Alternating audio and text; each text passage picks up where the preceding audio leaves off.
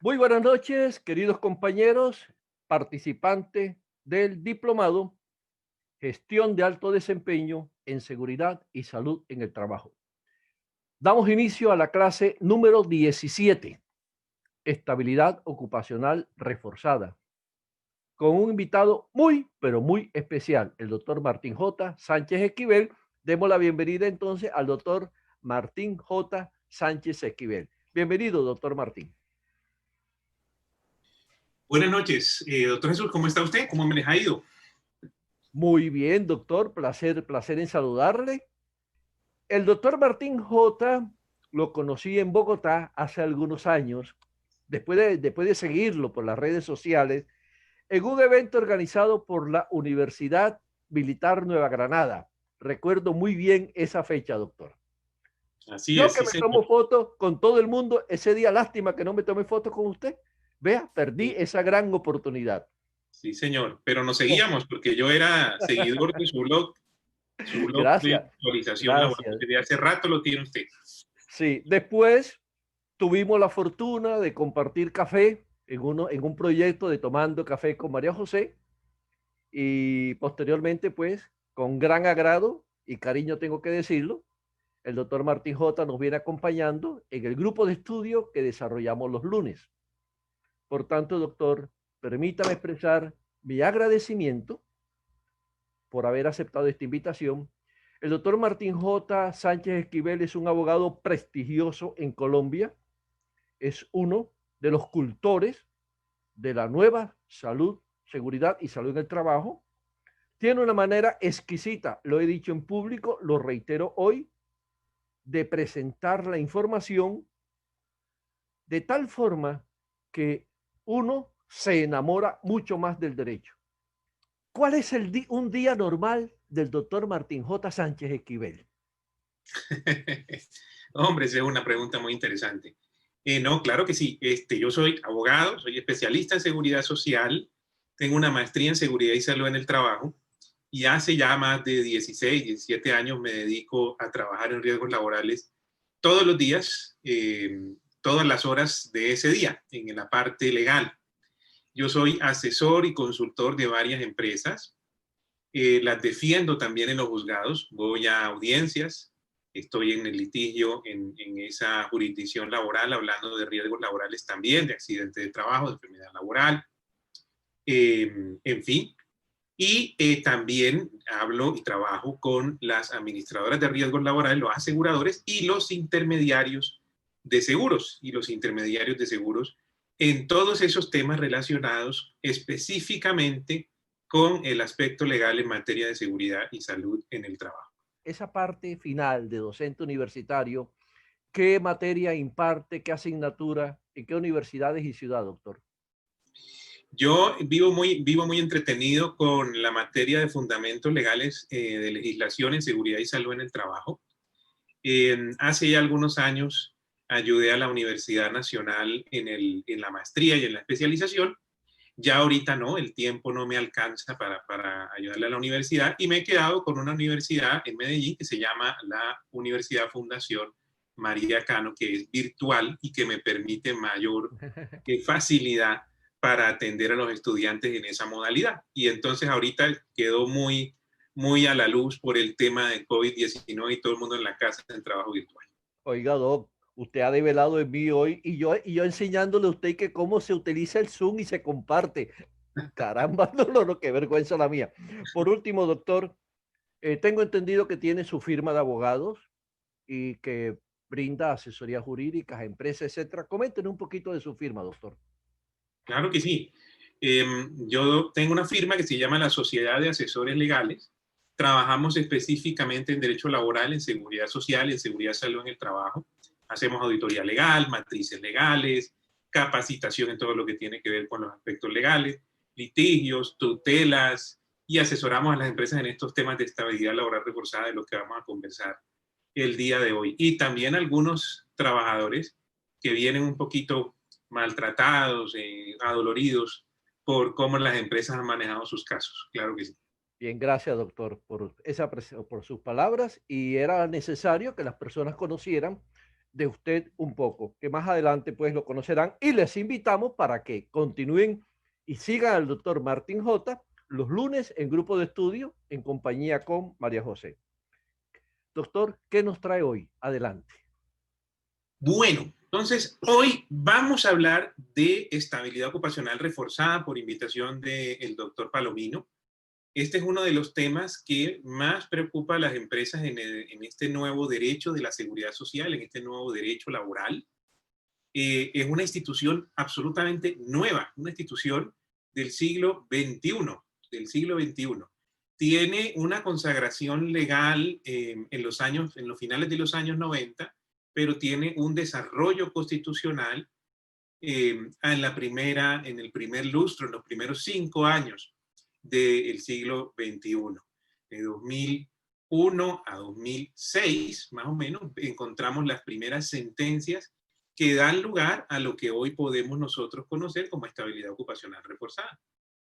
En la realidad de las empresas, en el día a día, este tema que tiene que ver con vinculación o desvinculación de personas, inclusión laboral de personas con discapacidad, desvinculación de personas con problemas de salud, que debería ser un tema que por su naturaleza debe ser manejado en forma transversal en la organización, por recursos humanos, por seguridad y salud en el trabajo, por los responsables de la operación en una organización, termina siendo adjudicado a los encargados de seguridad y salud en el trabajo. Esa investigación la hicimos con un intermediario de seguros para ver cómo se manejaba ese tema en la realidad en las grandes empresas del país. Y cuando hicimos el estudio, encontramos que este tema de estabilidad ocupacional reforzada se le asigna a los encargados de seguridad y salud en el trabajo en la mayoría de las empresas del país. Es decir, en lugar de tener un tratamiento integral o de llevarse a las gerencias administrativas, financieras, por el lado de recursos humanos, se deja en las manos de seguridad y salud en el trabajo, porque se identifica, o nosotros creemos, esta sí no la hemos investigado, lo que hicimos fue una pequeña comparación, una pequeña encuesta de mercado, pero no hemos investigado por qué razón las empresas terminan poniendo esto en manos de las personas de seguridad y salud en el trabajo. Lo que nosotros creemos en la firma es que así se hace porque normalmente los casos de estabilidad ocupacional reforzada tienen que ver con la reubicación y la reincorporación al trabajo de unas personas con afectaciones de la salud y que necesitan que las empresas hagan adecuaciones a los puestos de trabajo, que hagan seguimientos a aspectos relacionados con seguridad y salud, con prevención de los riesgos higiénicos, de los riesgos relacionados con seguridad industrial, los riesgos relacionados con la seguridad industrial, y adaptaciones de los puestos de trabajo que requieren de un conocimiento, naturalmente, en seguridad y salud en el trabajo. Y por eso el asunto en la vida real termina en manos de las personas de seguridad y salud en el trabajo. Y solamente cuando hablamos del despido, cuando ya se empieza a hablar de la parte transaccional de estos temas, es decir, del costo que implica para la nómina las personas con discapacidad, que no están bien reubicadas, que no son productivas dentro de la organización, solamente allí vemos que empiezan a intervenir otras áreas de la empresa. Incluso las áreas jurídicas intervienen ya en una fase muy posterior, en una fase muy tardía del proceso. Y es por eso que, por la invitación del doctor Palomino, hoy yo les tengo una agenda en donde voy a tratar unos temas que normalmente no trato en este tipo de capacitaciones, pero que vale la pena por el perfil de esta academia virtual que nos cuenta el doctor Palomino en su proyecto, que es muy importante tenerlo en cuenta. Miren, primero vamos a ver la estabilidad ocupacional reforzada. Esta parte académica es muy importante, la consagración constitucional y legal, eso qué significa estabilidad ocupacional reforzada. Vamos a ver unas nociones fundamentales de ese tema de la estabilidad ocupacional reforzada. Vamos a revisar, o les voy a mostrar en una diapositiva, la selección de las sentencias que consideramos relevantes y actuales en materia de estabilidad ocupacional reforzada. Hay una gran producción de sentencias, pero no necesariamente esas sentencias constituyen jurisprudencia actualizada de la Corte Constitucional y de la Corte Suprema de Justicia. Entonces aquí lo que hicimos fue sacar una selección de unas sentencias que nos parece que son las relevantes, que son las que constituyen jurisprudencia hoy en día y que debemos tener en cuenta para tomar decisiones en materia de estabilidad ocupacional reforzada. Aquí vienen los 3 puntos que son de la Academia Virtual que le traigo a ustedes como alumnos del doctor Palomino, que son estos 3 temas que vienen en la práctica y que vale la pena tener en cuenta para esos encargados de seguridad y salud en el trabajo en las organizaciones. Y son las etapas para la reubicación y la reincorporación del trabajador discapacitado. Poco se habla de este tema. En Colombia tenemos un manual para la reincorporación y la reubicación del trabajador discapacitado. Un manual diseñado por el Ministerio del Trabajo, estudiado por la academia, con tesis de grado, con artículos, que ha establecido 5 etapas para esa reubicación y reincorporación del trabajador. Entonces vamos a hablar de esas etapas, que poco se habla de ellas. Vamos a hablar de cuáles son los pasos, y este ya es un poquito la vena de litigio, la vena del conflicto, que tiene que ver con esto, los pasos para conseguir la autorización de despido de las personas con discapacidad en el Ministerio del Trabajo, que es lo que hay que llevar allá para que a usted le den la autorización para personas con discapacidad, porque se suele creer que el ministerio no autoriza en ningún caso el despido de personas con problemas de salud, y eso es totalmente falso. Lo que sí es cierto es que normalmente la solicitud se hace equivocada, se hace con unos fundamentos no adecuados, con un conocimiento muy pobre acerca de cuál es el procedimiento interno que siguen los inspectores de trabajo al interior del ministerio, cuáles son los puntos más importantes para esos inspectores de trabajo, y para eso les traigo este pedacito de la presentación. Luego vamos a hacer una diapositiva en el último punto para dejar ese mensaje de interés, las implicaciones del despido de trabajadores con estabilidad ocupacional reforzada. Es decir, ¿qué consecuencias tiene despedir a una persona con estabilidad ocupacional reforzada? ¿Cuáles van a ser las consecuencias para la empresa en esos casos? Y en la presentación, a partir más o menos de la diapositiva número 8 o 7, yo les voy a dejar aquí, entiendo, que hay un repositorio de presentaciones, una sección para que ustedes revisen las presentaciones. Entonces les voy a dejar las sentencias y unos documentos de interés sobre estabilidad ocupacional reforzada que forman parte de una bibliografía muy mínima, muy básica para el tema de estabilidad ocupacional reforzada, pero en tanto mínima y básica, obligatoria de lectura para poder entender este fenómeno tan interesante del que hablamos. Entonces van a ser normas, sentencias y documentos de interés que ustedes van a encontrar referenciados en la presentación. Doctor Martín, ¿Sí? gracias. Sí, gracias por ese ofrecimiento. Efectivamente, en cada lección, cada clase, dejamos alguna diapositiva muy amable. Tenemos por aquí una preguntita rápida, doctor, si Sí, usted me permite. claro. Y más adelante, nuestra compañera Zulma y Marisa le pueden hacer también preguntas. Pregunta Luis Imitola. ¿Es la estabilidad ocupacional reforzada lo mismo que estabilidad laboral reforzada? ¿Cuál es la diferencia entre estos dos términos? Repito, él pregunta, si la estabilidad ocupacional reforzada es lo mismo que estabilidad laboral reforzada? Adelante, doctor. Claro que sí, esa es una buena pregunta y es precisamente el objeto de esta diapositiva que tenemos aquí. Estabilidad laboral reforzada y estabilidad ocupacional reforzada son las denominaciones de una misma institución jurídica. Antes del año 2017, hablábamos de estabilidad laboral reforzada porque la posición pacífica era que este fenómeno solamente aplicaba a las relaciones laborales. Y esa era una posición mayoritaria.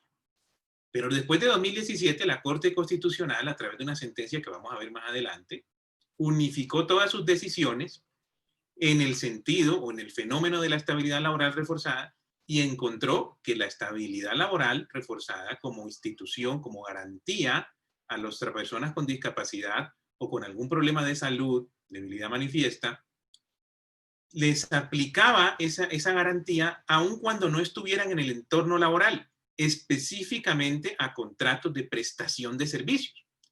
Entonces la Corte, en su sentencia de unificación, dice, bueno, de ahora en adelante, en el año 2017, no vamos a hablar de estabilidad laboral reforzada, sino de estabilidad ocupacional reforzada, para entender que no solamente están cobijados con esa garantía las personas que tienen una relación laboral, sino que también los que tengan una relación civil y comercial a través de un contrato de prestación de servicios, a quienes la sentencia de la que estamos hablando, que es la SU 049 del año 2017, incluso les extendió la posibilidad de ser indemnizados con 6 meses de sus honorarios en caso de que sus contratos de prestación de servicios fueran finalizados por razón de sus condiciones de salud.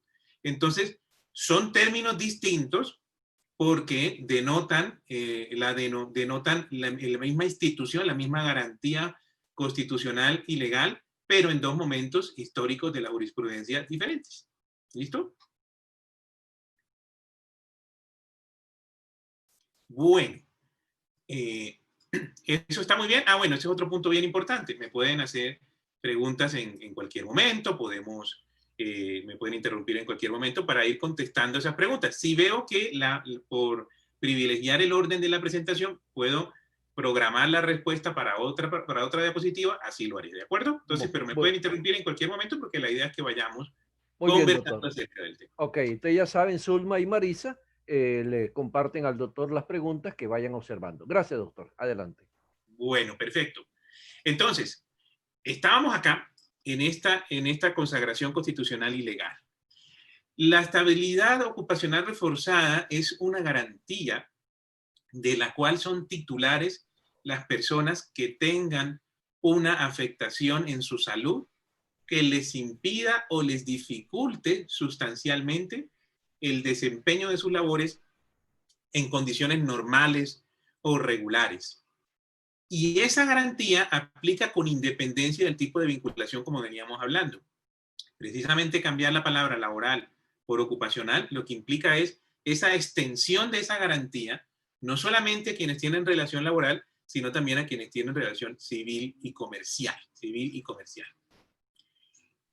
Esta estabilidad laboral, como se decía en el pasado, y hoy se dice ocupacional, es no solamente de consagración legal en el artículo 26 de la Ley 361 del año 97, sino que también tiene un fuerte fundamento constitucional en estas normas que tenemos aquí en nuestra presentación. Tenemos los artículos 13, 53, 54 de la Constitución, la Convención Interamericana para la Eliminación de Cualquier Forma de Discriminación y la Convención de los Derechos de las Personas con Discapacidad de la ONU. ¿Qué es lo que pasa aquí? El artículo 13 de la Constitución es el artículo que se refiere al derecho a la igualdad. La garantía de la estabilidad ocupacional reforzada está estrechamente ligada con el derecho a la igualdad de las personas con discapacidad. La garantía de la estabilidad ocupacional reforzada para las personas con afectaciones de salud tiene un estrecho vínculo con el derecho a la igualdad. Porque en el fondo, muy esencialmente, muy simplistamente, lo que se pretende sancionar es la discriminación inconstitucional de las personas que sufren de una situación de salud que les impide adecuadamente desarrollar sus actividades de manera normal o como las desarrollan otras personas que no tengan la misma condición. Entonces se pretende garantizar el derecho a la igualdad porque el derecho a la igualdad no es tratar a todo el mundo igual, sino tratar al diferente de manera diferente, acercándolo a las mismas posibilidades que tienen sus otros compañeros, los otros ciudadanos de condiciones laborales o de condiciones legales o de condiciones físicas distintas. ¿Bien? Doctor, ya que estamos en este tema, disculpe la interrupción, tenemos dos preguntas referentes a lo que estamos hablando. Patricia Nova pregunta, ¿en la estabilidad ocupacional reforzada entra también la inclusión o solo la discapacidad? Bueno, entonces, la inclusión laboral es un tema que no tiene nada que ver con el tema de discapacidad. Es decir, no son temas equiparables. No podemos decir esto se trata de inclusión o de discapacidad. No. La discapacidad resulta de la interacción que tenemos de una persona con deficiencias o con problemas de salud y las barreras que tiene en la sociedad para poder ejercer libremente sus derechos. Eso es la discapacidad. La discapacidad no es lo mismo que enfermedad. La discapacidad debe tener un enfoque social y la discapacidad resulta de esas interacciones que tenemos entre lo que encontramos en la sociedad, lo que encontramos en el trabajo, lo que encontramos en los diferentes entornos en que se mueve el ciudadano con alguna deficiencia o con algún problema de salud, que le impide, resultado de esa interacción, le impide ejercer y disfrutar sus derechos y cumplir adecuadamente con sus obligaciones. Entonces, ahí encontramos discapacidad. ¿Y la inclusión qué es? Pues la inclusión consiste en que esas personas con discapacidad,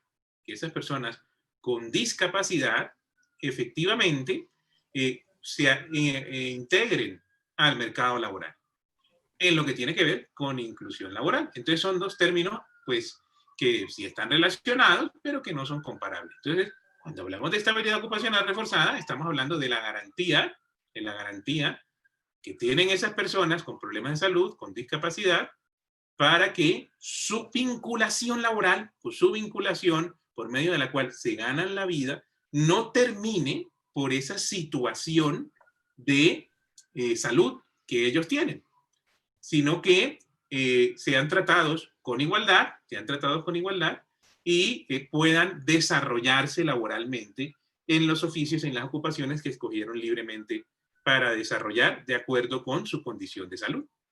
Bueno, y la última, para ya darle, qué pena, doctor.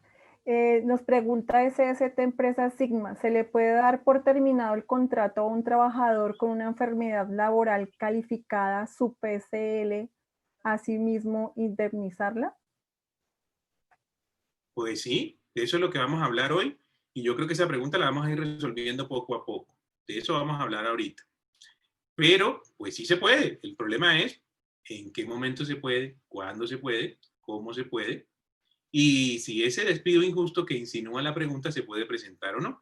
Desde ahora les adelanto, los despidos injustificados para personas con situación de discapacidad o en situación de discapacidad o con discapacidad son poco viables, prácticamente inviables. Los despidos deben ser con justa causa o debe tratarse de terminaciones objetivas de los contratos, o incluso podemos encontrar terminaciones por razón de la situación de salud que están previstas en la ley y que se pueden aplicar en muchos casos, y sobre eso vamos a conversar ahorita más adelante. ¿Listo? Muchas gracias, doctor. Muy amable.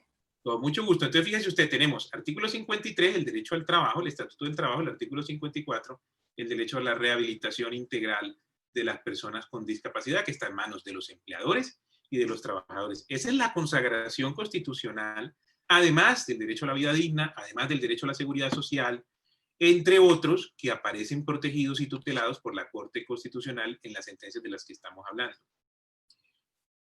Hemos dicho que la estabilidad ocupacional reforzada es una garantía de la que es titular la persona con problemas de salud. Ya vamos a ver qué tipo de problemas.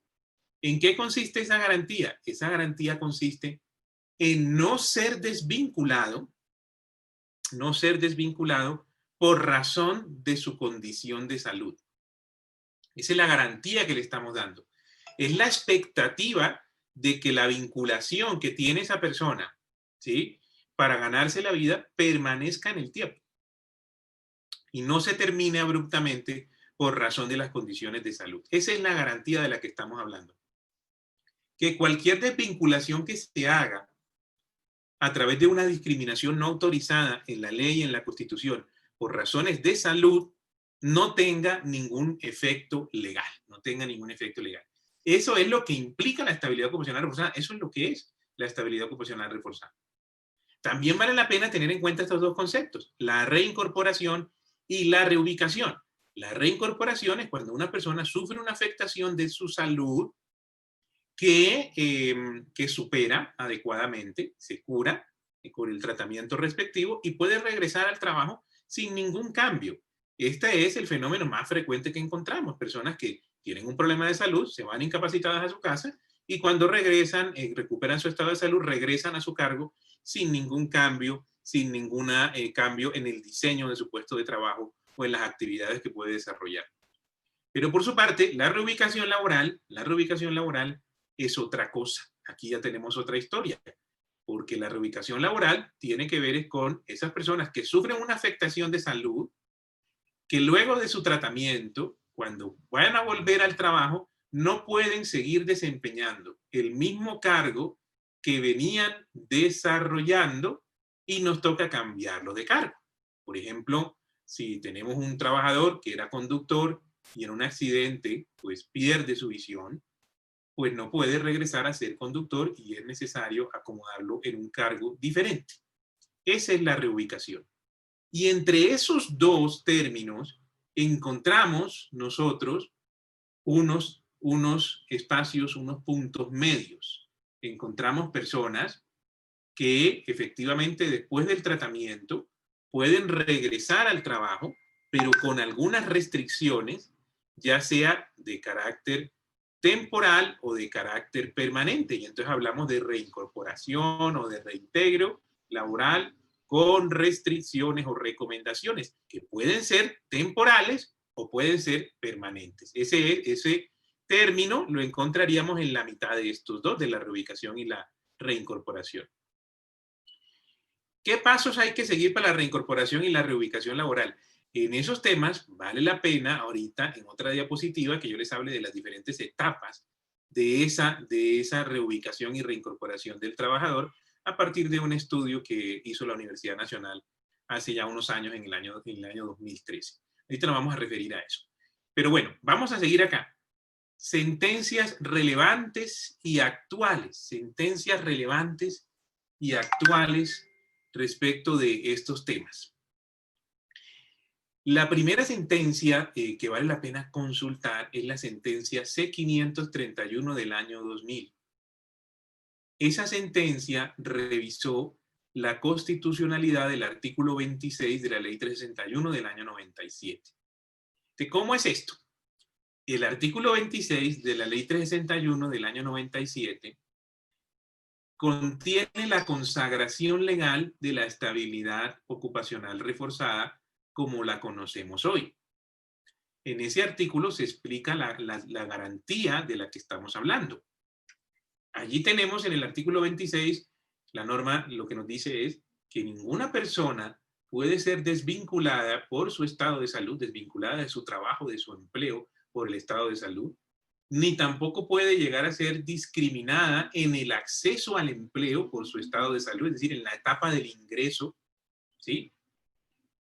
Y dice ese artículo todavía, a pesar de la sentencia C-531, dice ese artículo que en todo caso, si una persona llega a ser discriminada por su situación de salud y por lo tanto su contrato laboral es terminado por esa condición de salud, sin la autorización del Ministerio del Trabajo, entonces tendrá derecho a una indemnización de 6 meses de sueldo.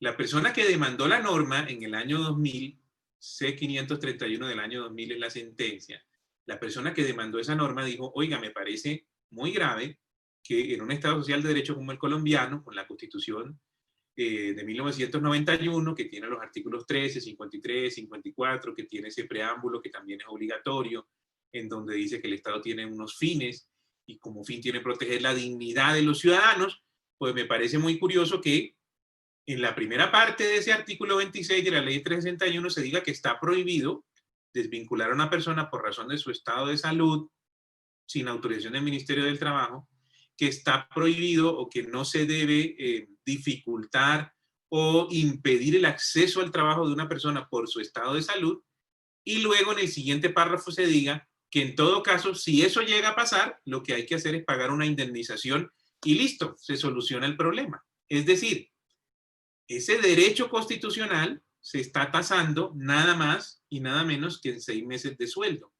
Porque un empleador lo único que tendría que hacer, o lo único que estaba haciendo hasta que salió la sentencia C-531 del año 2000 y nos embarcó en el tema de la estabilidad ocupacional reforzada, era que si había una persona enferma en la empresa, entonces iba a hacer lo que preguntaba ahorita Zulma, en nombre de una empresa que está asistiendo hoy. Era simplemente decir, estás enfermo, no me sirves, te vas y te pago 6 meses de sueldo y se acabó la historia.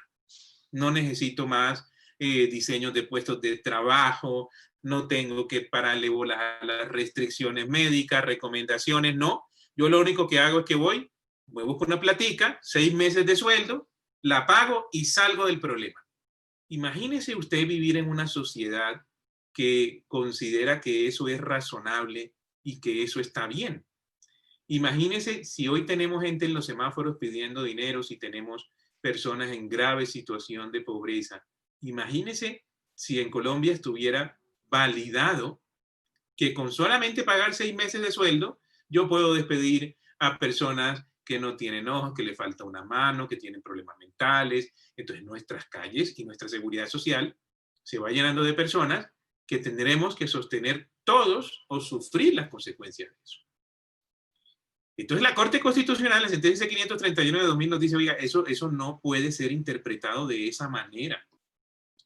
El hecho de que haya que pagarle una indemnización a la persona cuyo contrato de trabajo pretende ser terminado por su situación de salud sin autorización del Ministerio del Trabajo, no tiene por qué implicar que la terminación del contrato sea válida. De tal manera que lo que dice la sentencia C531 del año 2000 es que cuando se produzca el despido de una persona por su condición de salud sin la autorización del Ministerio del Trabajo, además de pagarle la indemnización de 6 meses de sueldo que dice el artículo 26, se considera que el despido es ineficaz. Es decir, que no produce el efecto de terminar la relación laboral o la relación contractual de prestación de servicios hoy en día. En el año 2000 esto apenas estaba empezando, estaba en la época de la estabilidad laboral y no ocupacional y se referían únicamente al contrato de trabajo. Pero luego en el año 2017 lo ampliamos al contrato de prestación de servicios.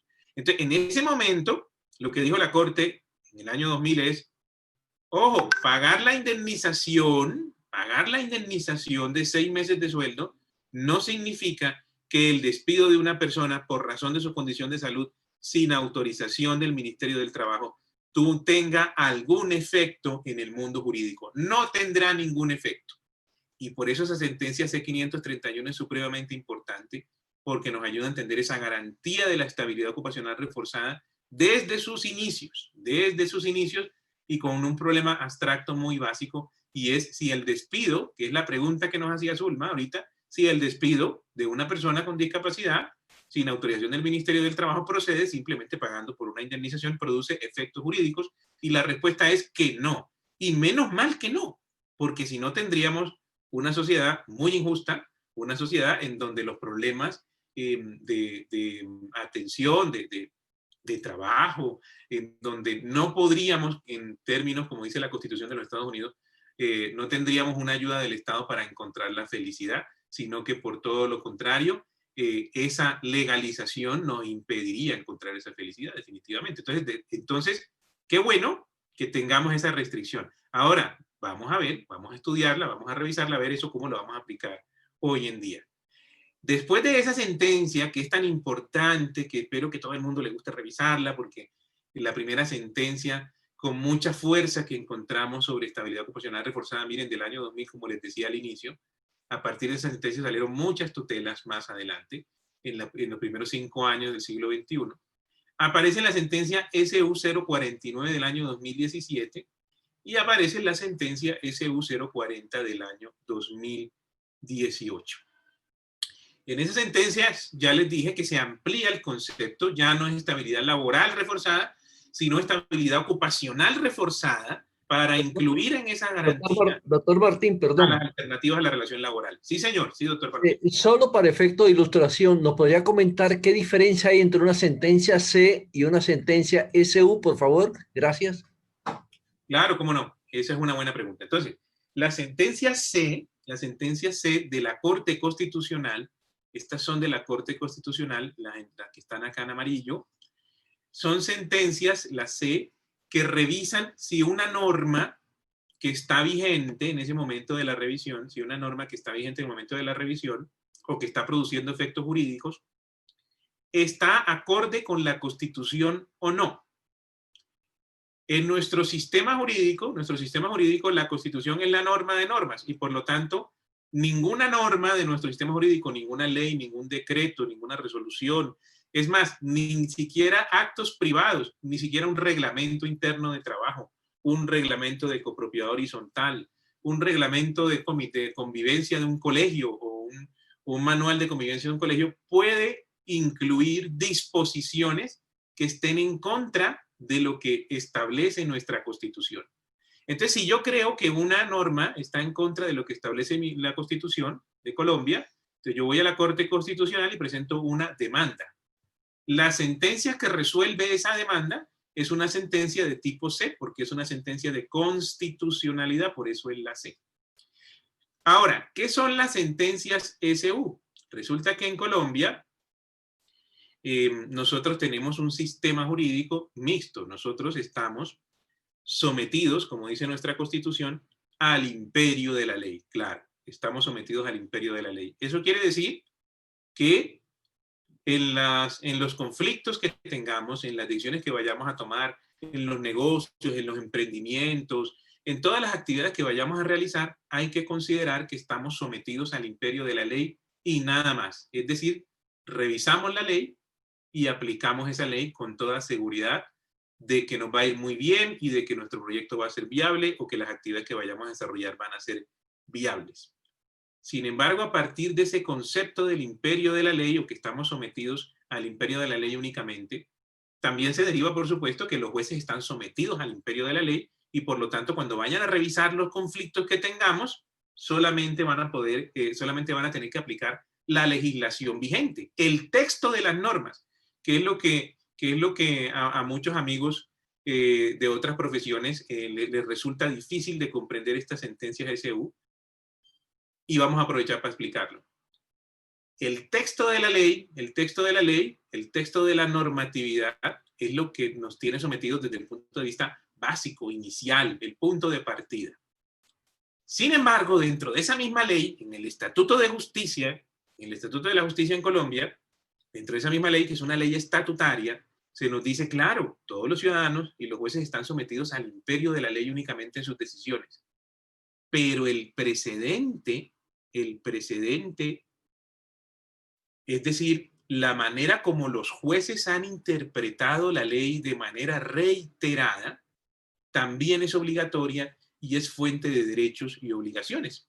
Entonces, la fuente del derecho, la fuente de nuestros derechos, es decir, los lugares donde nosotros encontramos nuestros derechos, no solamente son las leyes, los decretos, las resoluciones, los reglamentos, que son la norma, la ley pura y simple, positivista ahí, puesta ahí, sino que también la constituyen, esa fuente de los derechos, o encontramos derechos, en la forma como los jueces han entendido esas disposiciones legales, de manera reiterada.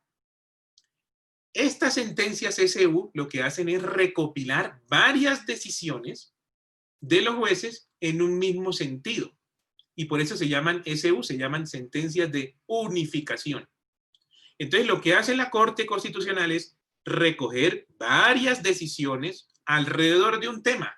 En este caso que ustedes ven aquí, alrededor de la estabilidad ocupacional reforzada, para revisar qué se ha decidido en casos semejantes respecto de la estabilidad ocupacional reforzada, en este ejemplo de la diapositiva, y emitir una sentencia de unificación, en donde se diga, se reconoce que los jueces constitucionales han otorgado y han interpretado las normas, en este caso de estabilidad ocupacional reforzada, de la siguiente manera. Y entonces nos dan unas pautas a partir de la unión de todas las decisiones de casos parecidos, y esas sentencias que se llaman sentencias de unificación, por eso son SU, constituyen un precedente judicial, una jurisprudencia, que es de obligatorio cumplimiento por parte de todos los demás jueces, a tal punto que si un juez se aparta de esas interpretaciones que le han dado la mayoría de los jueces a casos parecidos, la sentencia o la decisión que profiera puede llegar a ser hasta nula. Es decir, no puede llegar a ser puede llegar a que no produzca ningún efecto jurídico y yo le exija al Estado que le ordene a ese juez que decida el caso conforme a cómo el precedente judicial se ha venido conformando. Entonces, estas sentencias, la C y la CSU, son fundamentales porque son de obligatorio cumplimiento. Al contrario de las sentencias T o de estas sentencias de la Corte Suprema de Justicia que aparecen aquí abajito, y le voy a poner otro color, que lo que hacen es resolver un caso concreto y solo son aplicables y exigibles al caso concreto que corresponda.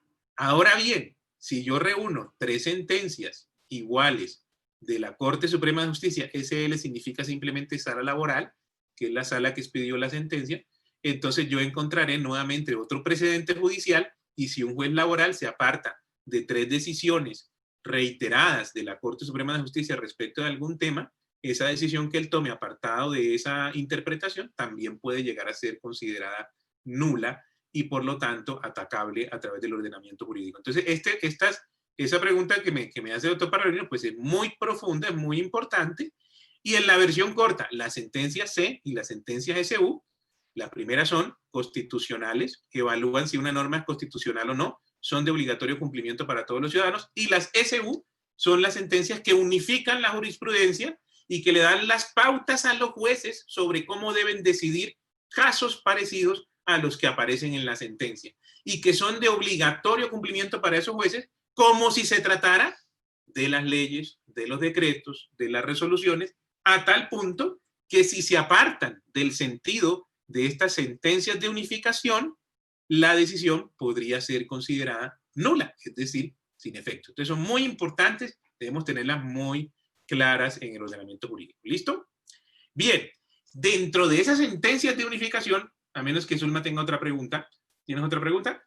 Sí, doctor, muy interesante y pues para personas como yo que nos gusta la legislación pero que no entendemos muy bien y muchas personas estudiantes, magnífica esa explicación, me quedó muy claro y esperamos que nuestros estudiantes también. Doctor, tenemos 2 preguntas porque este tema está muy apasionante y ese chat está que se mueve muchísimo, entonces hemos tenido que escoger algunas. Juan Pablo Neusa nos pregunta, ¿qué pasa con los trabajadores que, amparados en la estabilidad ocupacional reforzada, no cumplen sus funciones laborales asignadas y violan constantemente el reglamento interno de trabajo? Bueno, pues que los vamos a despedir, ¿no? Vamos por ellos, los vamos a despedir porque están abusando de su derecho y están acopiando recursos que no le corresponden, recursos de la seguridad social y recursos de las empresas. A eso se refiere la sentencia 1360 del año 2018, que les traje aquí en la diapositiva. Entonces ahorita vamos a hablar de esos casos que nos van a servir en esa pregunta. ¿Y cuál es la otra? La otra yo creo que también la vamos a responder ahí, pero para poderla tener ahí en cuenta. Omar Hernández Hoyos pregunta, ¿se puede terminar el contrato de trabajo a una persona que sufrió accidente laboral? Fue indemnizado por la ARL, pero siguió con recomendaciones médicas. Claro, se le puede terminar el contrato de trabajo siempre y cuando se siga el trámite establecido en la ley para el efecto y haya justa causa para despido o se dé la terminación objetiva del contrato. Lo bueno de esas preguntas es que me quedan, de que esté el chat con muchas preguntas, que me quedan solo 3 diapositivas y que por eso tenemos un gran espacio para las preguntas del día de hoy que vamos a tratar de resolver poco a poco. Primero, mire. Muchas gracias, doctor. Con mucho gusto, Zulma. Vamos a ir a esta sentencia SU049 y SU040 que responden la siguiente pregunta.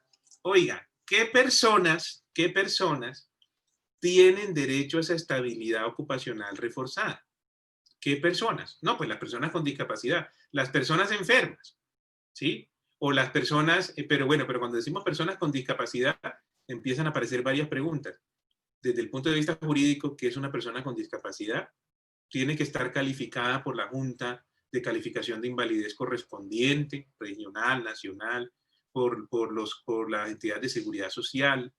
Tiene que tener un certificado de discapacidad.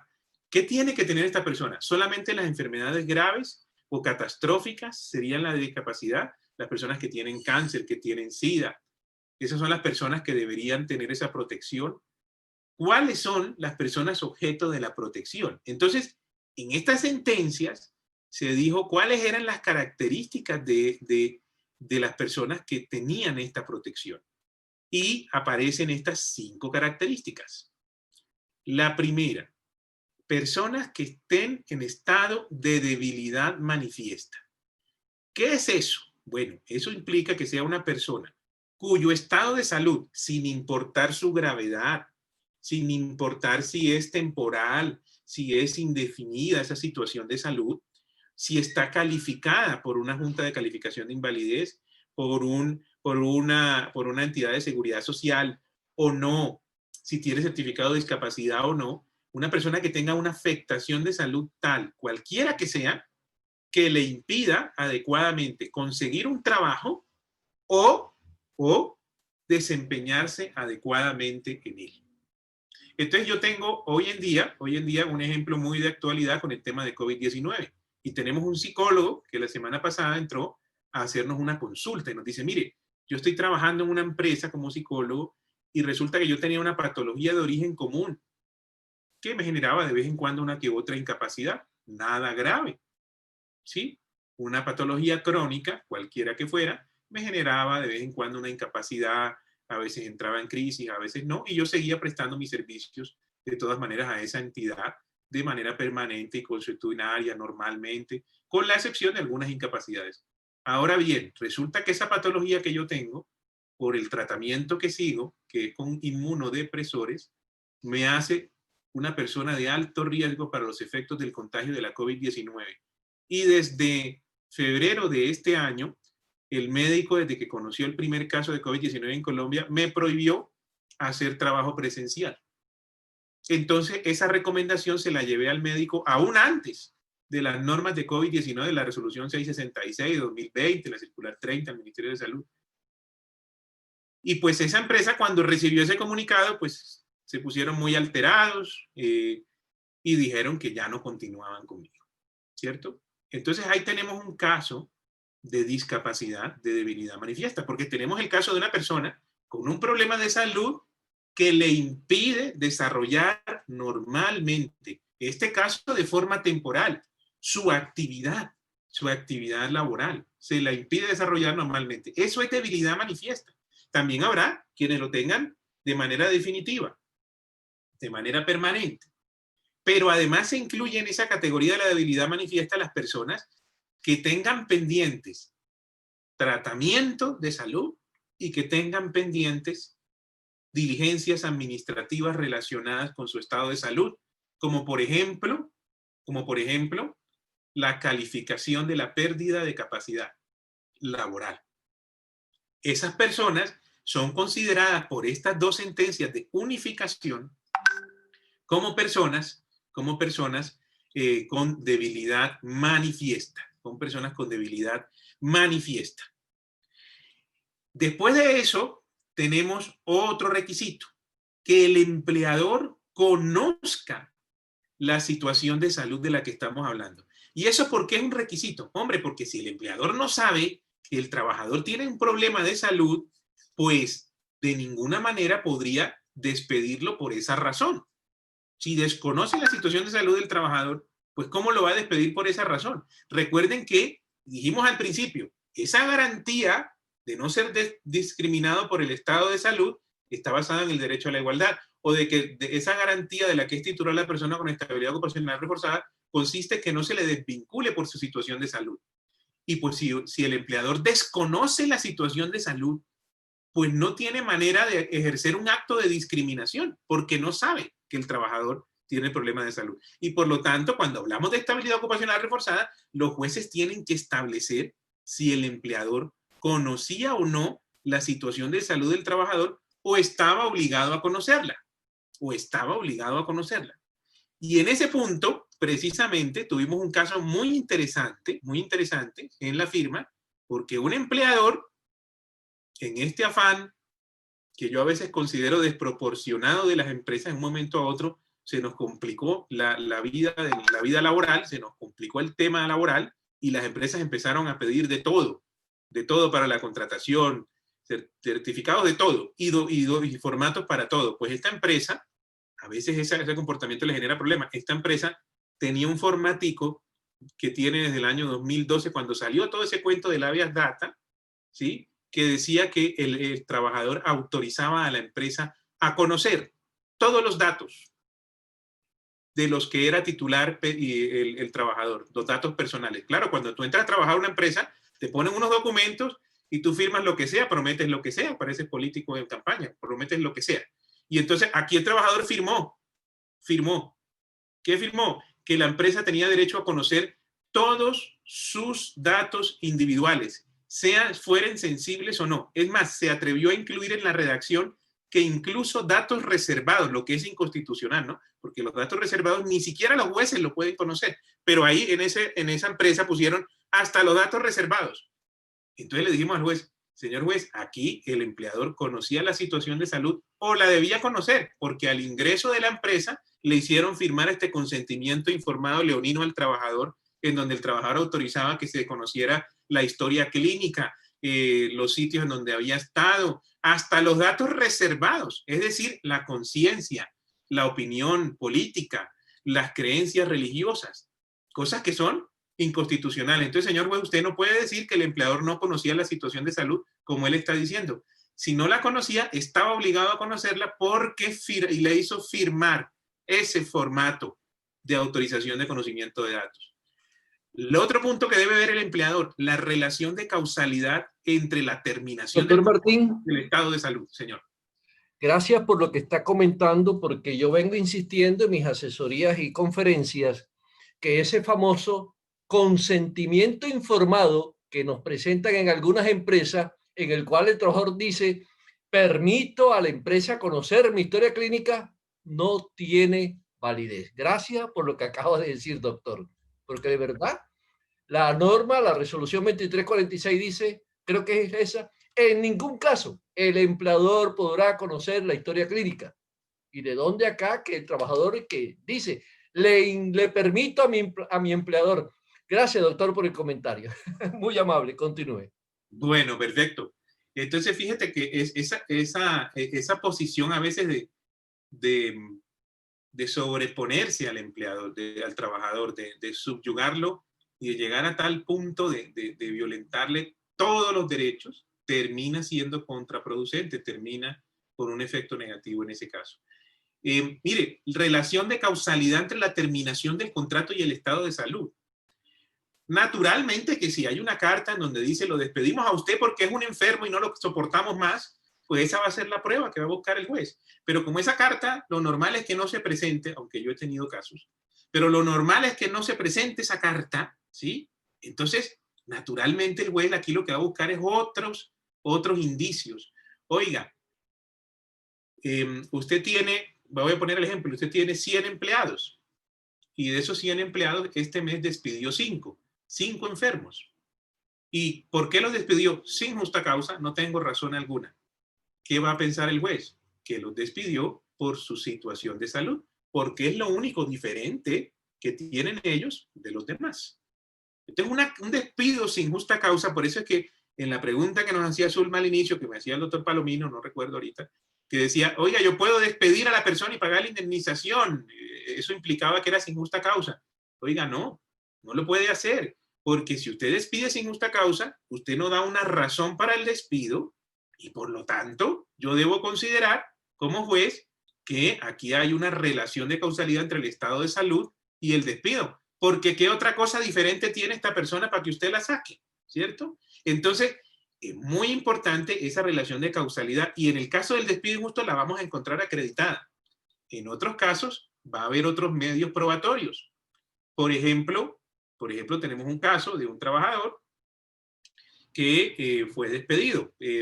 Aparentemente fue despedido por un problema relacionado con su falta de producción o su falta de, ellos decían, su falta de aptitud para desarrollar la labor. Es decir, fue despedido por su ineptitud para desarrollar la labor. Pero resulta que este trabajador tenía unas restricciones médicas que le impedían desarrollar su actividad, ¿sí?, durante las 8 horas de su turno. Por las diferentes restricciones médicas, él terminaba desarrollando su actividad durante 6 horas. Por lo tanto, su productividad naturalmente se veía disminuida pero por su estado de salud. Y como tratar con derecho a la igualdad no es tratar a todo el mundo por igual y igualitariamente, ¿sí? A la guachapanda, decía un compañero abogado mío, sino que se trata es de tratar al diferente diferente. El indicador de producción de las personas sanas no puede ser el mismo de una persona que no puede cumplir con todo el turno de trabajo. O dicho de otra manera, para evitar esa interacción social que impida o que se pueda tener sospecha de discriminación. Yo no puedo comparar una persona que trabaja 8 horas con una persona que trabaja 6 y exigirle los mismos resultados.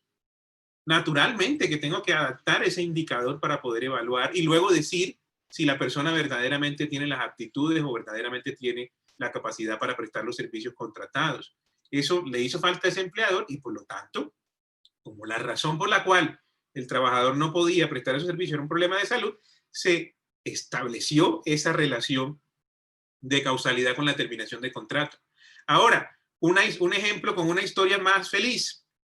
Tuvimos el caso de un trabajador que estaba en una construcción, que tenía un problema de salud muy serio, calificado con pérdida de capacidad laboral del 30%.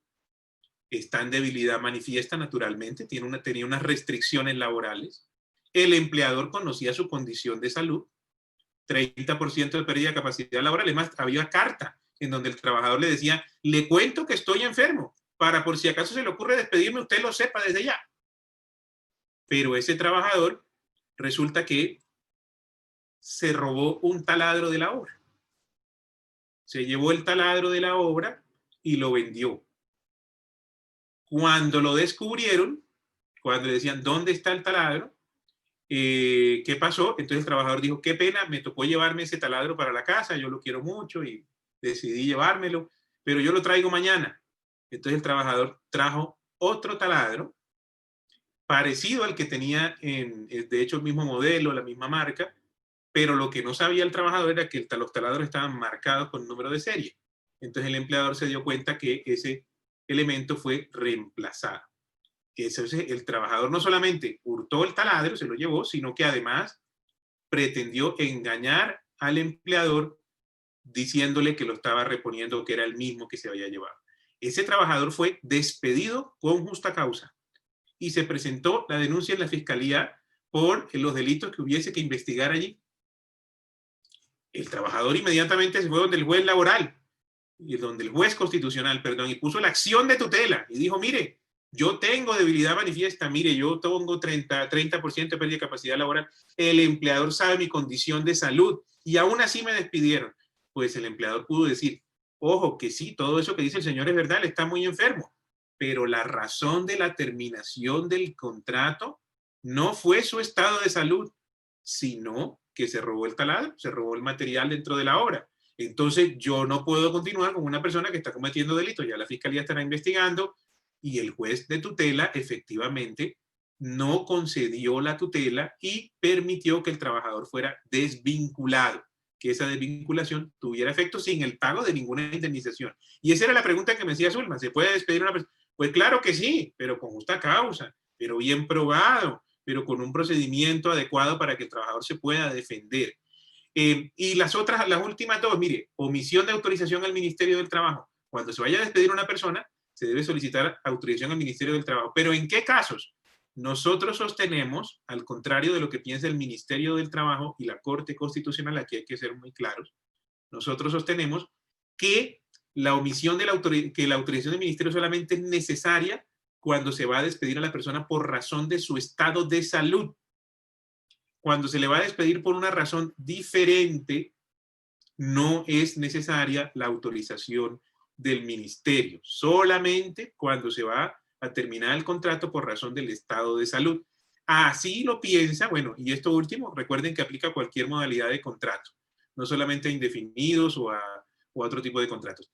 En ese sentido de la omisión de la autorización del ministerio, así piensa también la Corte Suprema de Justicia en sentencia 1360 del año 2018, que es muy importante. La magistrada ponente es la doctora Clara Cecilia Dueñas, que tiene unos fallos muy interesantes. Si ustedes quieren aprender un poquito de contratistas, si quieren aprender de estos temas de estabilidad laboral reforzada, los fallos de la doctora Clara Cecilia Dueñas son muy interesantes en la Corte Suprema de Justicia. ¿Y qué es lo que nos dice aquí? La terminación con justa causa es legítima, siempre y cuando se le garantice al trabajador el derecho de defensa y haya cometido faltas que verdaderamente le impliquen un perjuicio al empleador, que sean verdaderamente graves. Yo no voy a despedir a un enfermo porque tiene el escritorio desordenado, eso no tiene sentido para la Corte. Pero sí lo voy a despedir si su actuación constituye un incumplimiento grave de sus obligaciones legales y contractuales. Y por último, lean esta sentencia, la C200 del año 2019. En esta sentencia se analiza y se establece que es constitucional despedir a un trabajador por tener más de 180 días continuos de incapacidad de origen común, sin recuperación. Entonces, esto también resuelve varios problemas. Hay personas que se dedican a incapacitarse. Algunos empleadores dicen, ya Martín se va a incapacitar otra vez porque llegó el partido de fútbol o porque quiere incapacitarse. Yo no estoy de acuerdo con esa expresión, pero muchos empleadores sospechan a veces que los trabajadores se incapacitan, que hacen fraude. Bueno, miren, cuando un trabajador lleva 180 días continuos de incapacidad de origen común y no tiene pronóstico de recuperación, es perfectamente viable despedirlo por esa causa. Pero para despedirlo hay que seguir un trámite en el que le decimos al trabajador que efectivamente por su estado de salud no puede trabajar, que está incapacitado, le permitimos que él proponga dónde va a trabajar. Seguimos las etapas de la reincorporación y la reubicación que vamos a ver aquí en una diapositiva muy rápido. Y si definitivamente no puede, pues entonces lo podemos despedir con justa causa.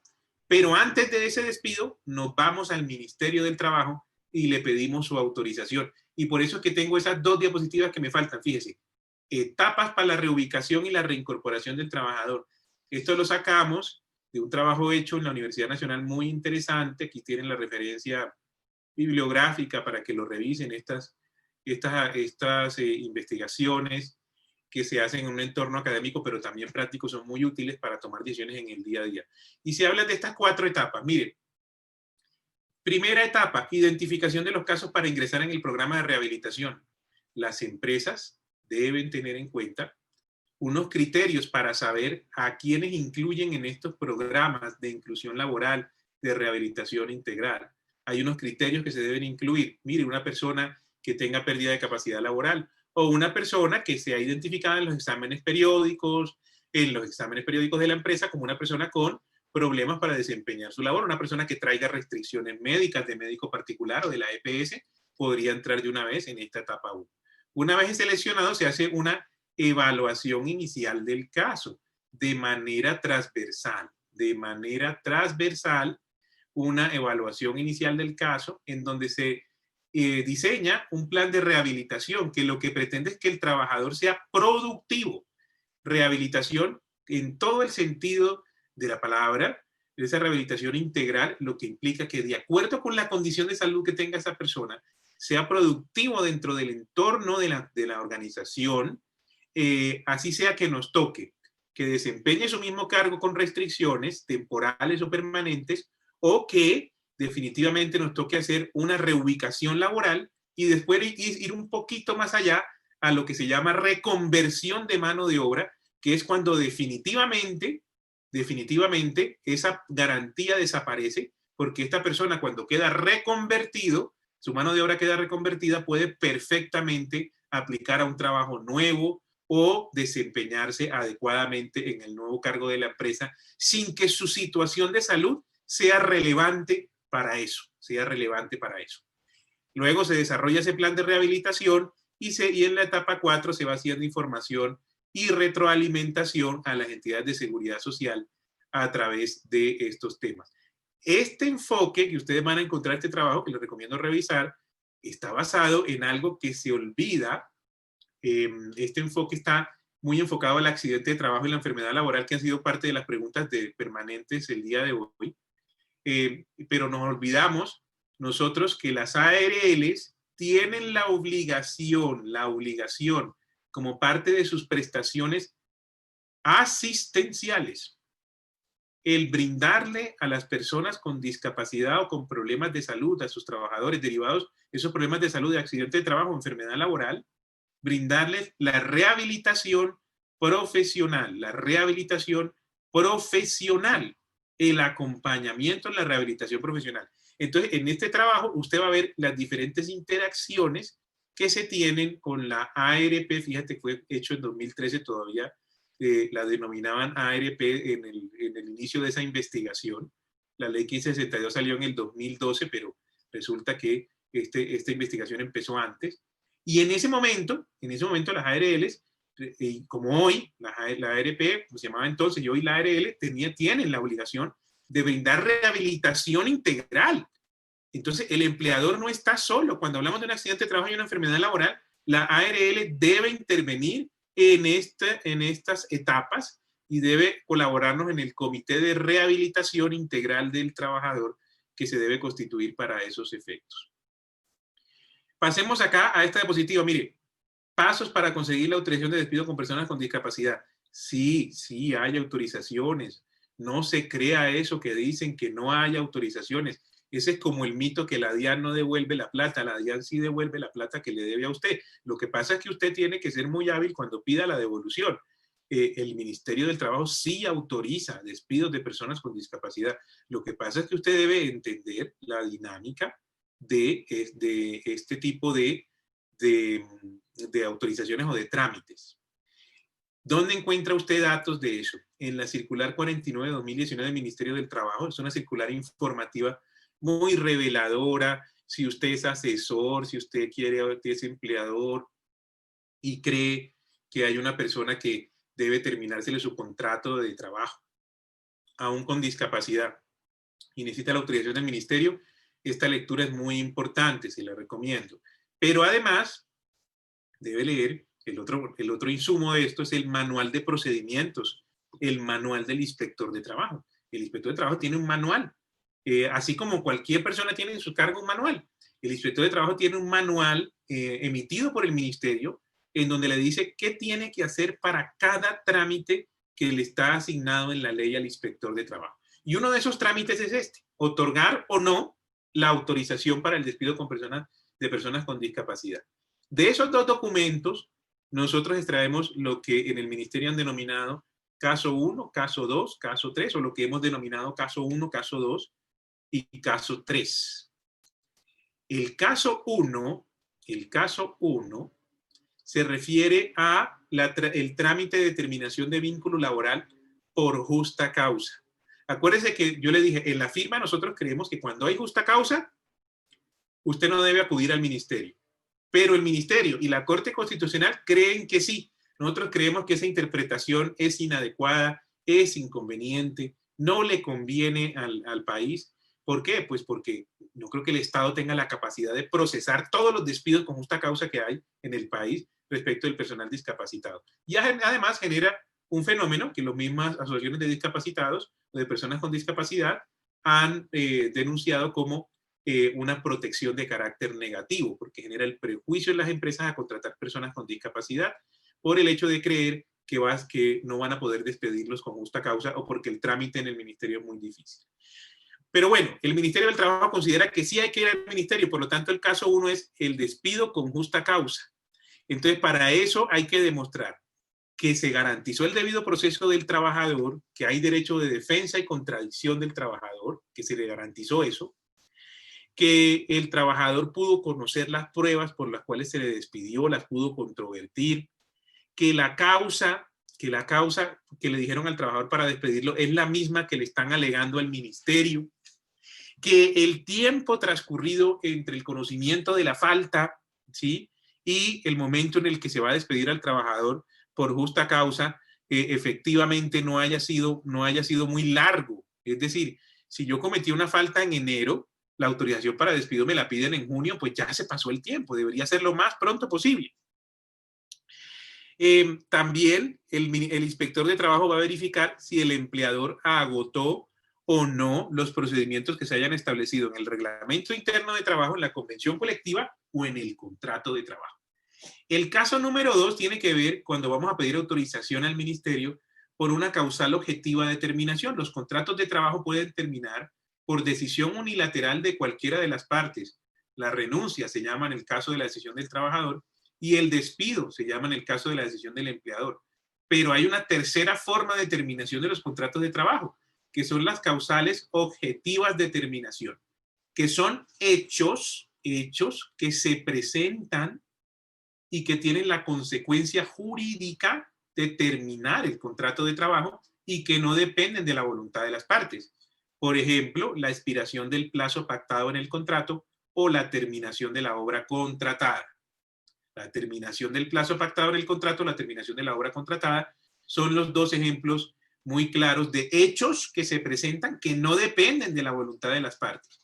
Cuando quiera que usted haga un contrato por duración de la obra en donde diga que la obra terminará cuando el empleador diga, pues lo está haciendo mal, así no funciona. La obra termina cuando debe terminar, cuando se presentan unos hechos que denotan su terminación.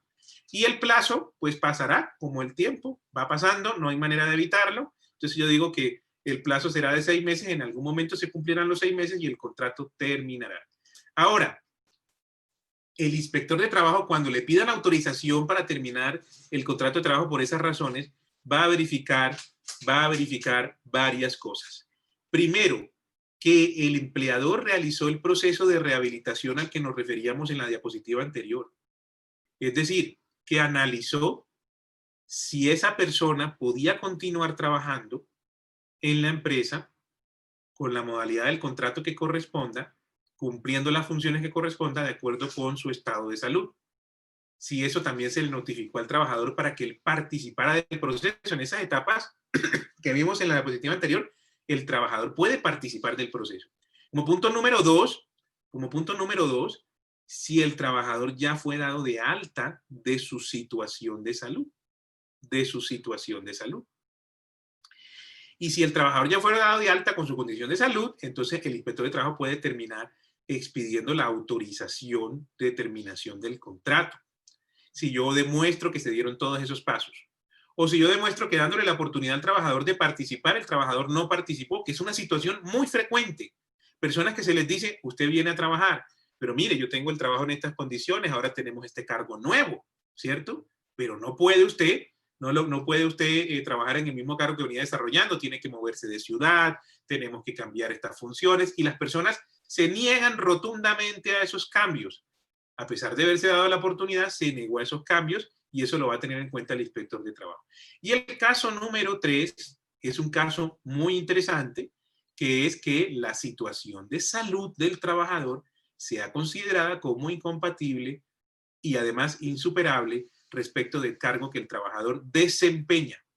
Esa noción está basada en la sentencia C531 del año 2000 y es fundamental.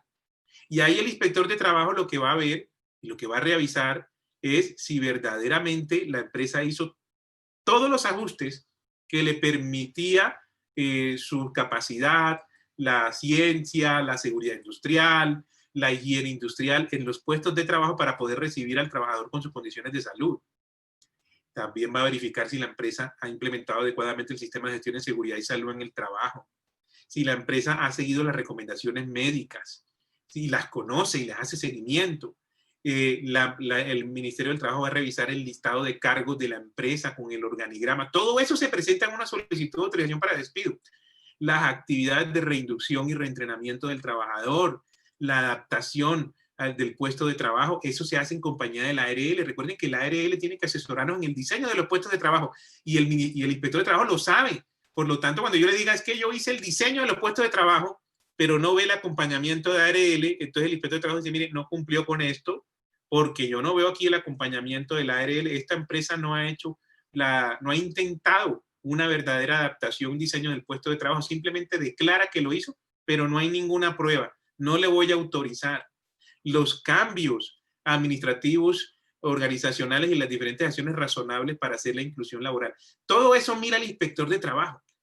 Esa es la razón, como usted no entiende esto que está detrás, es la razón por la cual se dice en la calle es que el ministerio no autoriza.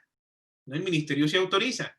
Si usted se sienta para ver en qué causal está y verifica claramente, teniendo como fuente hoy la circular 49 y el manual de procedimiento del inspector de trabajo, la probabilidad de éxito en la autorización va a ser muy alta.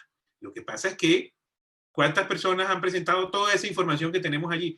Y no hemos hecho el listado. Los expedientes de autorización de despido, esos son prácticamente unas demandas, donde usted tiene pretensiones, tiene hechos y tiene un material probatorio documental importantísimo.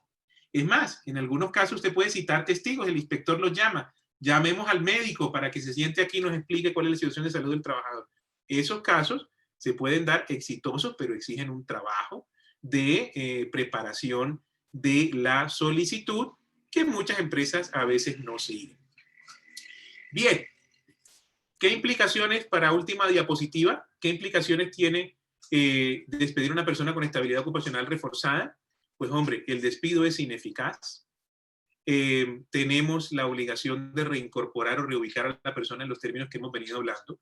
Como el despido es ineficaz, habrá que reconocerle los salarios, las prestaciones sociales y los aportes a seguridad social que no le reconocimos durante el tiempo que él estuvo imponiendo o preparando su tutela, esperando el fallo o esperando el proceso ordinario, porque esto no se resuelve solamente en tutela.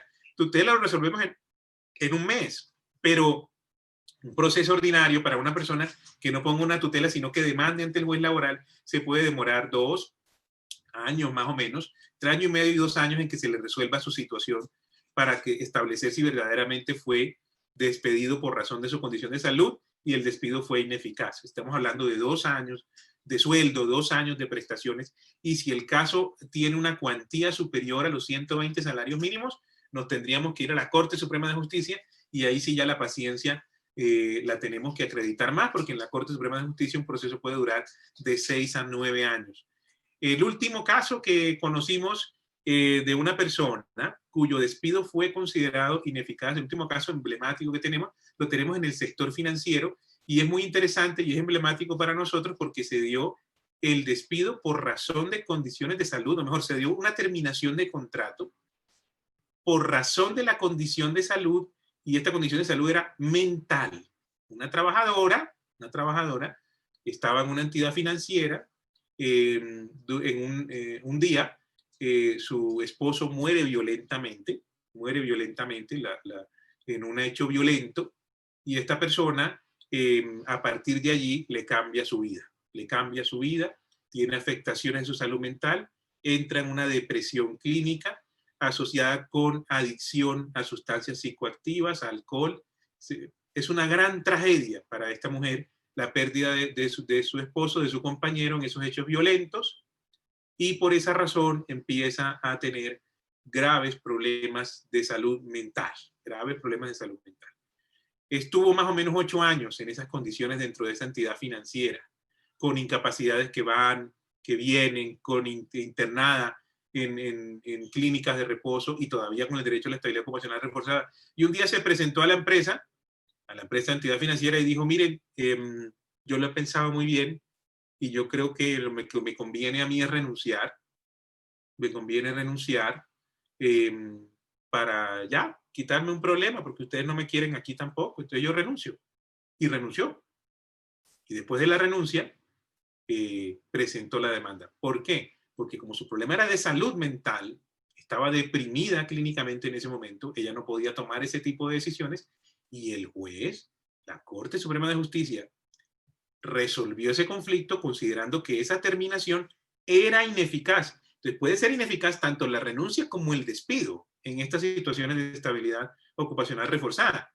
Entonces el juez consideró, el magistrado de la Corte, que la renuncia no había sido espontánea, sino que había sido provocada por ese estado de salud mental, esa depresión clínica debidamente probada en el expediente, no tuvo efectos esa renuncia, y después de 11 años de trámite, ordenó el reintegro y la reubicación. Eso es lo que significa que sea ineficaz la renuncia o el despido, que no tuvo efectos, y por lo tanto esta persona tiene derecho a recibir 11 años de salarios que se los tenían allá guardados, 11 años de prima, 11 años de cesantía, 11 años de vacaciones, 11 años de aportes a la seguridad social, más la indemnización de 6 meses de sueldo de la que hablamos al principio de la presentación.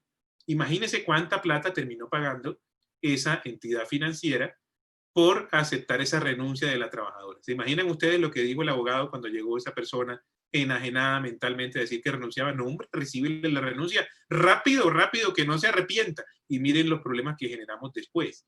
Entonces tenemos que tener una especial atención en este fenómeno de la estabilidad ocupacional reforzada, entender que el diseño del sistema jurídico está para proteger a las personas y también ser conscientes de que eso no es malo, es bueno.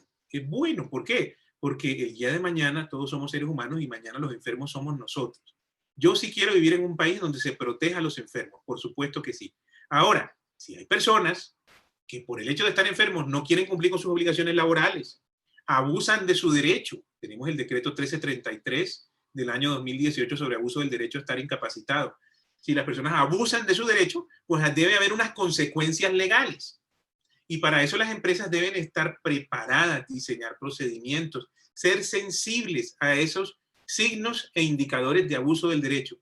Pero nunca deben diseñar o estar preparadas para discriminar a las personas simplemente por su condición de salud. Debemos encontrar el punto medio, la sensatez, la función social de la empresa en este tipo de temas. Y ya terminé yo aquí las diapositivas. Si tienen alguna pregunta la podemos resolver. Ya a partir de aquí les van a quedar en la presentación estas diapositivas que dicen normas y documentos de interés que ustedes van a ir viendo y que lo que trae son precisamente normas, sentencias y documentos que yo recomiendo que lean para este tema, ya que entiendo que esta es una clase como cualquier otra de las que dicta el doctor Palomino y aquí hay que estudiar todos los días, ¿cierto, doctor?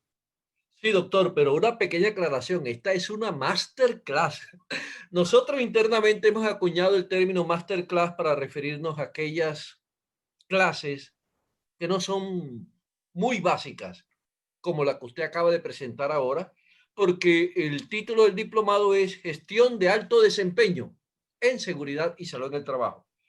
Por lo tanto, le hemos solicitado a los tutores, profesores, asesores, que conversen posteriormente con sus alumnos y les vayan explicando, porque es la idea. Doctor, usted como siempre muy asertivo, muy claro en sus conceptos. Le comento que hay preguntas y preguntas. O sea, hay tantas, hay bastante. Pero quiero hacerle una pregunta porque la persona que la ha formulado 4 veces la ha escrito. A propósito, en mayúscula, Nixon, la próxima vez en minúscula, ¿viste? Y tengo entendido que posiblemente tiene una situación que sería conveniente. Expresando, obviamente, mi opinión personal, que lo que estamos hablando aquí en academia son, digamos, conceptos generales, que cada caso se atiende particular. Le leo la pregunta, doctor. La formula Nilson Pérez Sandoval. Pregunta. Mi madre le terminaron el contrato en la clínica de salud por tener hipertensión y mayor de 60 años por esta pandemia de COVID y le indemnizaron con 2 meses de sueldo. ¿Es correcto o no? Hombre, esa pregunta usted sabe, doctor Palomino, lo importante que es, ¿no? Esa pregunta es muy importante y qué bueno que me la hace. Allí claramente ese empleador, si obró de la manera como se establece en el supuesto de hecho de la pregunta, pues tiene unas graves consecuencias legales. Hay una discriminación no autorizada en la ley por un estado de salud de ese trabajador o de esa trabajadora al momento del despido. Si la razón del despido fue tener hipertensión o tener alguna de las patologías consideradas de alto riesgo para los efectos de la COVID-19, implica que este trabajador fue despedido por su condición de salud y que esa misma condición de salud, dada la situación de pandemia, le va a impedir, por lo menos temporalmente, conseguir un trabajo, porque no va a poder presentarse una entrevista, tiene que guardar cuarentena, tiene que estar en su casa, porque es una persona de alto riesgo para los efectos del contagio de la COVID-19. Claramente tiene estabilidad ocupacional reforzada. Pero adicionalmente, la excusa que trae el trabajador implica un desconocimiento muy serio, muy evidente de las normas de bioseguridad. La misma resolución 666 del año 2020, que es la que establece el Protocolo General de Bioseguridad para las empresas, dice que la implementación del protocolo de bioseguridad no puede servir de excusa para mejorar las condiciones laborales o incluso proceder a la terminación de los contratos de trabajo. Es decir, que leyó muy poquito de la resolución y tomó una decisión y sacó a una persona injustamente, y ese despido no tendría efectos en el mundo jurídico. Debería esa persona ser reincorporada a su trabajo o reubicada en su trabajo.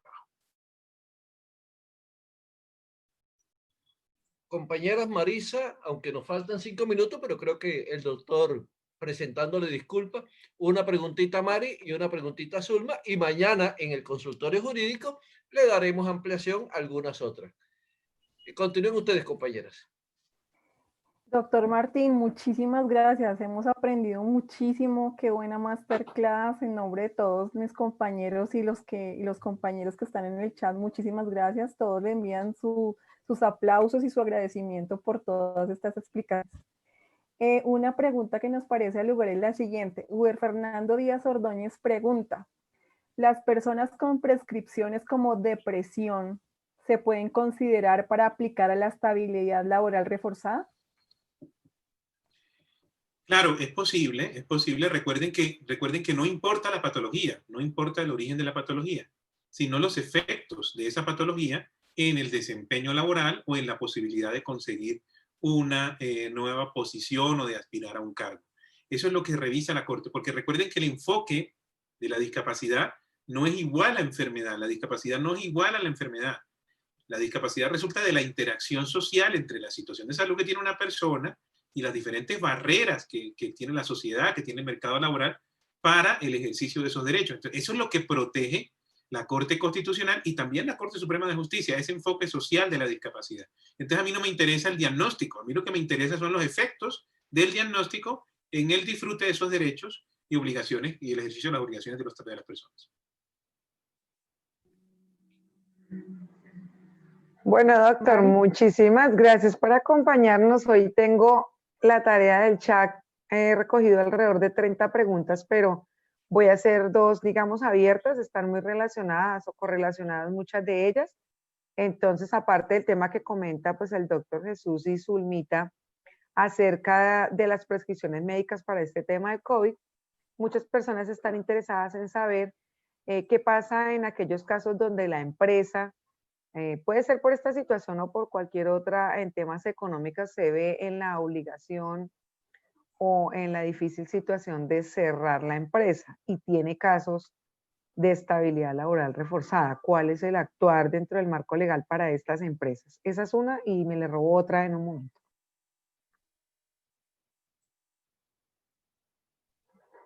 Perfecto. Entonces, contestemos esa primero. ¿Te parece? Listo. Entonces, vamos a decir una cosa muy cruda. Poner una empresa en Colombia es relativamente sencillo. De hecho, tenemos un muy buen ranking mundial en el tema de emprendimiento, porque poner una empresa es relativamente sencillo. Pero cerrarla, que es más difícil. Cuando ya ponemos la empresa, adquirimos unas obligaciones de índole laboral. Todos los trabajadores tienen derecho a su estabilidad laboral, todos, no solamente los que están enfermos, las madres cabezas de familia, los prepensionados, los sindicalistas, sino que todos los trabajadores tienen derecho a una estabilidad laboral. Lo que pasa es que la de esas personas, las que tienen problemas de salud, las personas embarazadas, las mujeres embarazadas, los sindicalistas, es reforzada esa estabilidad laboral, es reforzada, tienen una garantía adicional. Ahora bien, cuando una empresa quiere cerrar por cualquier motivo, tiene que seguir unos trámites en el área del derecho civil y comercial, allá donde tiene que iniciar un proceso de disolución y liquidación de esa persona jurídica, y en paralelo debe seguir otro trámite, que es el trámite de la terminación de los contratos de trabajo que se sigue en el Ministerio del Trabajo. Y en paralelo, por allá hay unas obligaciones tributarias. Tiene que ir a revisar cómo están sus obligaciones tributarias, obtener unos paisalvos, ponerse al día con el Estado. Entonces, esos 3 frentes son fundamentales cuando estamos cerrando una compañía. En lo que tiene que ver con las vinculaciones laborales, en el Ministerio del Trabajo existe el procedimiento de autorización para despido colectivo. Cuando va a cerrar una empresa, cuando se va a suspender las actividades de una empresa o va a cerrar definitivamente, hay que ir al ministerio a pedir la autorización para terminar esos contratos. Es la terminación de esos contratos por razón de la terminación de la vida jurídica de la empresa se considera una terminación sin justa causa. Lo que ocurre es que cuando usted obtiene la autorización del ministerio, la ley le permite descontar de las indemnizaciones a pagar a los trabajadores el 50% de su valor. ¿Para qué? pues, porque se obtiene la autorización del ministerio y para que sea viable esa terminación. Entonces, cuando una empresa cierra, se terminan los contratos de trabajo sin justa causa, con autorización del Ministerio del Trabajo y pagando el 50% del valor de las indemnizaciones por despido injusto que correspondan. Ese trámite demora 2 meses. Durante esos 2 meses, los trabajadores siguen vinculados y devengando sus salarios, sus prestaciones sociales y su seguridad social. Entonces, cerrar una empresa es algo que tenemos que planificar, que tenemos que verificar, que tenemos que planear, que tenemos que ejecutar con todo cuidado para defender todos los derechos de las partes interesadas en ese emprendimiento que está desafortunadamente cerrando. Eso es la respuesta en general frente a esa pregunta. Mi doc, y la otra pregunta tiene que ver con las empresas, como decía usted, entre los procesos, que es reincorporación y reubicación, no tener un cargo acorde a las condiciones en las que quedan las personas por esa discapacidad dentro de la estabilidad laboral. Es la empresa entonces la que tiene que, por así decirlo, el manifiesto de algunos empleadores es: ¿tengo que inventarme un cargo donde ubicarlo o cuál es mi posición? Y ponen ejemplos como el tema de las empresas de transporte, cuando la persona a reubicar por la estabilidad laboral es un conductor y el resto de cargos son de índole administrativo y que tienen formaciones técnicas o profesionales. Sí, Marisa, hay que hacer, gracias por esa pregunta, hay que hacer todos los movimientos de personal que sean necesarios. Por eso el inspector de trabajo va a verificar si usted rediseñó los puestos de trabajo, si usted tiene actas de comité de gerencia que evalúan la situación desde su aspecto legal, financiero, operativo, de manera juiciosa. Esto no es simplemente, no, yo no sé qué ponerlo a hacer. Ah, bueno, si usted no sabe qué ponerlo a hacer, pues hombre, lo siento mucho, pero lo debe reubicar. Se trata de estudiar al lado de la EL, con asesores, de manera interdisciplinaria, qué es lo que vamos a poner a hacer el trabajador para que ese invento a la que se refiere la empresa sea un invento que sea productivo, que sea factible, que sea sostenible en el tiempo y que no se vuelva insostenible para la organización en un futuro. Entonces, las organizaciones tienen que hacer los movimientos de personal que sean necesarios, tienen que hacer la organización y el diseño administrativo que sea necesario para garantizar ese derecho a la reubicación. Ahora, hay límites. Si yo estoy en una empresa que es un restaurante, esa empresa es un restaurante, y en el restaurante la esposa es la cajera, porque la esposa tiene que manejar esos temas de dinero, el esposo es el que cocina, los 2 hijos están atendiendo las mesas y hay 2 personas, una que hace domicilios y otra que hace el aseo, y toca reubicar a la persona que hace los domicilios. ¿De qué la reubicamos? ¿De esposa, de esposo, de hijo? ¿De qué hacemos ahí? En estos casos hay unos límites a la reubicación que no son viables de obtener, que no son viables de manejar y que habrá que contarle al juez de tutela ese tipo de situaciones. También tenemos otros casos en donde la reubicación es nociva. Es nociva.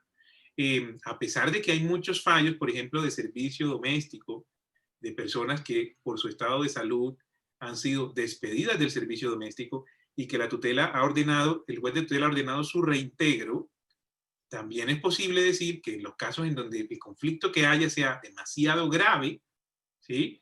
La reubicación de esa persona, de esa trabajadora, sea inconveniente para ese entorno familiar, en unos casos muy puntuales. Esos límites hay que estudiarlos en cada caso y hay que explicárselos al juez. ¿Por qué? Porque yo no puedo alegar mi propia culpa a mi favor. Por ejemplo, decir, mire, como yo no tengo recursos financieros, entonces libéreme del cumplimiento de las obligaciones legales. ¿Cómo así? ¿Por qué no tienes recursos financieros? ¿Qué pasó? ¿Eres mal administrador? ¿No sabes vender? ¿Por qué te metiste entonces a poner una empresa? ¿Por qué te metiste a tener un contrato de trabajo? Estás alegando la propia culpa a tu favor. El derecho no te puede conceder ese favor que estás pidiendo por tu propia culpa, por tu propia torpeza. No, es que yo no sé qué ponerle a hacer. Bueno, pero por esa falta de conocimiento yo no te puedo exonerar del cumplimiento de la ley. Esos son los argumentos que vemos en las tutelas y por eso se pierden, por eso se pierden. Hay que saber en qué estamos, hay que saber que tenemos un imperativo constitucional de reubicar a una persona con discapacidad y que debemos demostrarle al juez que hemos tratado de cumplir por todos los medios y que es objetivamente imposible hacer la reubicación para que la reubicación ceda ante el legítimo interés de una empresa de continuar funcionando. Gracias, doctor. Mire, el chat ha estado movido, pero movido, movido. Yo creo que aquí hemos superado los récords Guinness. Yo pienso, doctor, obviamente no podemos porque ya estamos sobre la nota, sobre la hora, perdón. Yo, como quiera que con María José y usted nos vemos todos los lunes, voy a recopilar las preguntas y mi compañero las vamos a llevar como por temas con el fin de presentárselas a usted en privado y de pronto usted nos dé unas respuestas así más o menos generales y en la próxima o los invitamos al consultorio del lunes para que usted le pueda dar. Pero no quiero irme con una preguntita que se hizo al inicio de la charla, me disculpa la persona si no recuerdo el nombre, que me pareció fundamental. Y pregunta lo siguiente: si un pensionado por riesgos laborales, y esta es la última, Doc, un pensionado por riesgos laborales, exactamente pensión de invalidez, vuelve a la vida laboral, quiere decir, trabaja en una nueva empresa, pregunta, ¿qué riesgo tiene uno que de perder la pensión por riesgos laborales? Y dos, y si le ocurriese un accidente laboral, ¿qué pasaría allí? Me pareció interesante la pregunta porque en muchas ocasiones no la formulan. Adelante, doctor. Claro que sí, muy interesante la pregunta. Son esas preguntas que son académicas, que nada más se ven en estos escenarios académicos, la verdad. Una persona que tenga una pensión de invalidez de origen laboral puede retornar al mercado laboral. La ley 361 del año 97, que es una de las leyes más importantes en materia de discapacidad en Colombia, establece con toda claridad que el pensionado por invalidez no pierde su derecho a la pensión de invalidez por el mero retorno al trabajo. Ahora, ¿qué va a pasar? Hombre, que si yo estoy trabajando, eso tiene un impacto en la calificación de la pérdida de capacidad laboral, naturalmente. Y a mí me revisan aproximadamente cada 3 años las personas que me están pagando la pensión, mi condición de salud, para saber si yo me he recuperado o no. Si me recupero y mi pérdida de capacidad laboral pasa de ser igual o superior al 50% a menos del 50%, perderé la pensión. Pero no por trabajar, sino porque me mejoré en opinión de los médicos. Ahora, trabajar tiene un impacto que no es muy alto en esa calificación en general, pero sí tiene un impacto que me llevará a disminuir mi pérdida de capacidad laboral. Pero, por ejemplo, si soy una persona sin piernas, que tengo mi pensión de invalidez de origen laboral, y yo retorno al trabajo, por el hecho de regresarme al trabajo, no voy a recuperar mis piernas, no hay manera de que eso ocurra, y muy probablemente esa persona, a pesar de que se mejore un poquitico, le bajen un poquito de puntos de su pérdida de capacidad laboral, nunca va a llegar a ser una persona con el 50, menos del 50%. ¿Listo? Y frente al tema de la persona que es pensionada por invalidez de origen laboral, regresa al trabajo, esa persona no tiene que afiliarse al Sistema General de Riesgos Laborales. Por lo tanto, si llegara a sufrir un accidente de trabajo, esta persona que sufre el accidente de trabajo y queda incapacitada, al estar pensionada por invalidez, no va a poder percibir incapacidad y pensión al mismo tiempo, sino que simplemente se irá para su casa, no tendrá que trabajar, pero tendrá una ausencia injustificada y recibirá su pensión durante ese tiempo. Una vez retorne al trabajo, se le retornará a el pago, a su remuneración por el trabajo que corresponda. ¿De acuerdo? De acuerdo, doctor. Agradecimiento. No, muy clara su respuesta, de verdad, y aclara a muchas personas que generalmente pensaban eso y tenían el temor de que, claro, como usted muy bien lo dijo, el hecho de que esté pensionado por invalidez o que se me declare inválido no significa que ya como es inválido no puedo trabajar. Muy amable, muy amable. Doctor, muchas gracias. Mis compañeros y yo. Y no le decimos más nada por ahí hay un piropo, pero de pronto pierde usted en su matrimonio esta noche algo. Por ahí hay piropo para usted y todo. Tiene una... Zulma, dígalo usted y despida al doctor, por favor, Zulma. Muchas gracias, doctor. Doctor Martín J., un placer tenerlo acá en la academia. Quiero comentarle muy contenta que tenemos más de 30 preguntas y ese chat reventado, pero tenemos más de 50 mensajes de agradecimiento y de admiración de todos nuestros participantes por esta explicación tan maravillosa y completa y por la participación. Muchísimas gracias por este espacio que nos ha regalado, verdaderamente un honor. Doctor Jesús, muchísimas gracias porque yo sé que esto se gestó en la clase del lunes. Están pidiéndonos acá como locos que cuando lo volvemos a invitar y que si podemos por favor colocar la diapositiva donde lo pueden contactar.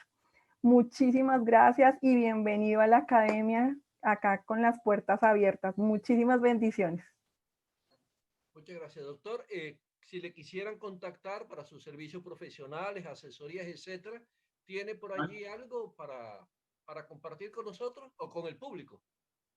Claro que sí, con mucho gusto. Ustedes me pueden contactar a través del correo martin@legalsas.com, que aparece en la diapositiva, en la página web www.legalsas.com. Nosotros somos una firma aquí en Bogotá y también tenemos nuestros corresponsales y nuestros amigos en otras ciudades como el doctor Palomino, que nos ayudan para todos los temas y que desde ya sé que cuento con él para muchas cosas. Y en otras ciudades también tenemos otros abogados, como en Cali, como en Medellín, que nos pueden ayudar también para varios temas. Y estamos a la orden en lo que puedan necesitar.